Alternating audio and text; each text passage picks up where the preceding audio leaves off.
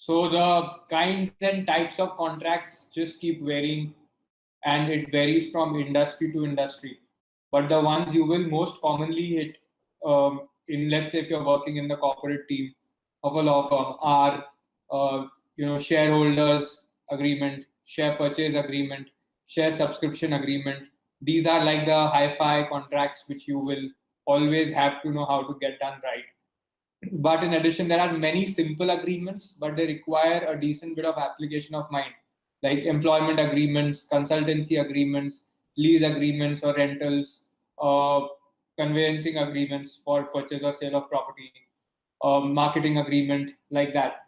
There will be outsourcing agreements, franchising agreements, licenses.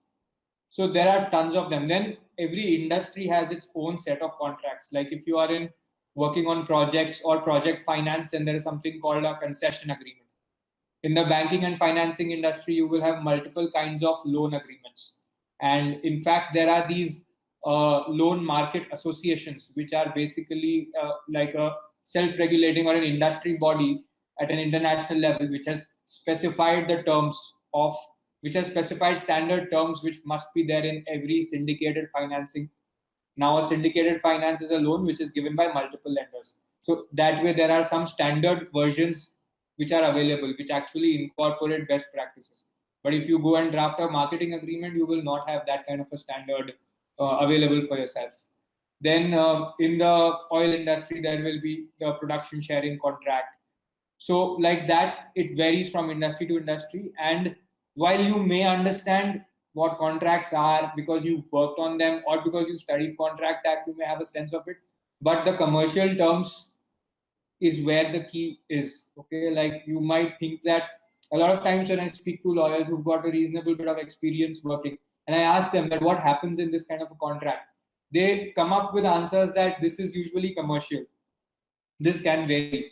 But the point is that when a client speaks to you, they want to know that which of the two ways can I use, which is against me, which is for me. What does this mean? For example, if there is an anti-dilution clause, a lawyer could say this is commercial. But I'm giving you an example as to how knowing the technicalities of a contract really makes a difference in terms of whether a client will appreciate you for your knowledge and for your work and whether they can trust you.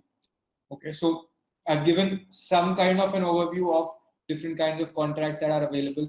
And these are some of the ones you should really know from before.